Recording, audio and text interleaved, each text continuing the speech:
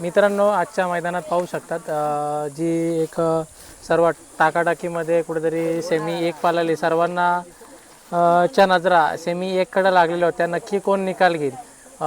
दोन्ही चुरशीची बैलं बरीच बैलं होती. सेमी एक खूप चास लागलेला. आता काय बोलाल त्याबद्दल?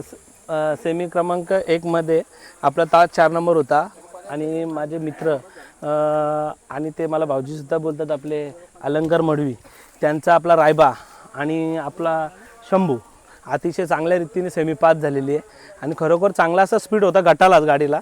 आता आपण नेहमी 3 फेऱ्यामध्ये नेहमी असतो, तर आपल्याला माहिती आहे की गाडीला स्पीड लागल्यावर गाडी फायनलला राहू शकते का, आणि 100% मला माहीत होतं गाडीला स्पीड चांगला. मी मगाशीच पोरांना बोललो की गाडी आज फायनलला राहील. कोण होता जॅकी आणि कुणी हाकलली गाडी? आमचा कुणाल ड्रायव्हर होता. अतिशय चांगली गाडी हाकलतो आणि त्याची गाडी म्हणून तो हाकलत असतो आणि एकदम माझा मित्रसुद्धा आहे तो लहानपणापासून, आणि चांगली गाडी हाकलली त्यांनी आणि अनुभवीसुद्धा ड्रायव्हर आहे कुणाल ड्रायव्हर. एकदम मनापासून गाडी हाकलतो माझ्यासाठी. आणि मित्रांनो, ज्याप्रमाणे त्यांनी गाडी हाकलली त्याप्रमाणे त्यांना बक्षीस देखील दादांनी पुकारलं. जागीच 5,000चं बक्षीस पुकारलं.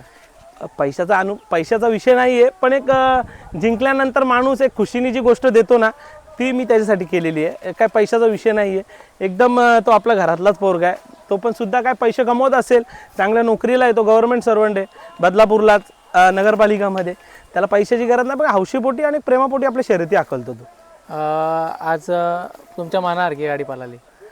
आज इज्जत ठेवली. आज खरोखर माझी इज्जत तरी ठेवली, कारण का बरेचसे लोकांनी शंभूला नाकारला आणि शंभूला नाकारला म्हणून आज शंभूनी त्या लोकांच्या नाकावर टेचून 1 नंबर आज त्यांनी सेमी प्राप्त केली. बघा, सेमी प्राप्त केली जरी असेल तरी बाजूला पण आमचा मथुर आहे, जो आमच्या मित्रांच्या मधला जो हिरो आहे, जे म्हणजे आमचं मिलिंद पाटील असेल, आमचा राहुलदास शेठ पाटील असेल आणि मी स्वतः असेल. आमच्या जे मित्रांची जी बैल आहेत त्याच्यामधला तो हिरो आहे आणि शंभू त्याचा लहान भाऊ आहे.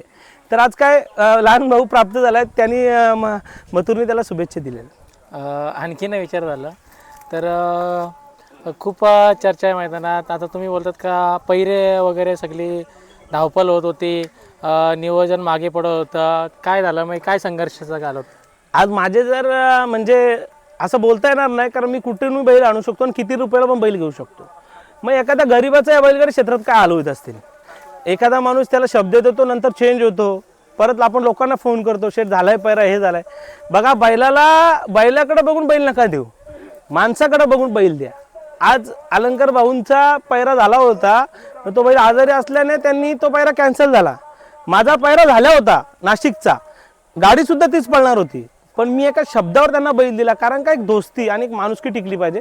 याच्या पहिले मला त्यांनी 2दा बैल दिला होता, तर त्या व्यक्तीसाठी आपण नाकारू नाही शकत. तर मी त्यांना तो पैरा कॅन्सल करून मग आपला शंभू दिला. कुठेतरी थारसाठी वाटचाल आहे 100%. तुमचं सर्व प्रेक्षकांचं, युट्यूबर लोकांचं माझ्यावर खूप प्रेम आहे आणि 100% शंभूवर सुद्धा प्रेम आहे. तर 100% शंभूवर थार प्राप्त होईल. आणि ज्या मैदानात शंभू दिसतो ना, त्या मैदानात 3 फेऱ्याचा नंबर आहे, म्हणजे आहे 100%. आता हे तुम्हाला माहिती आहे, पण लोकांना माहीत नाही. लोक खूप कमी लेखतात. ते कमी नका लेखू. प्रत्येकाचा नंदी हा पळणाराच असतो. तर त्याच्यासाठी माझं एकच सांगणं आहे, मी जसं लोकांचा नंदी माझा समजतो, तसा तुम्ही माझ्या नंदीला तुमचा समजा. तुमची काय अपेक्षा असेल का? फायनलला कोणत्या तासाला लागेल, मधना लागेल का कोपऱ्याची?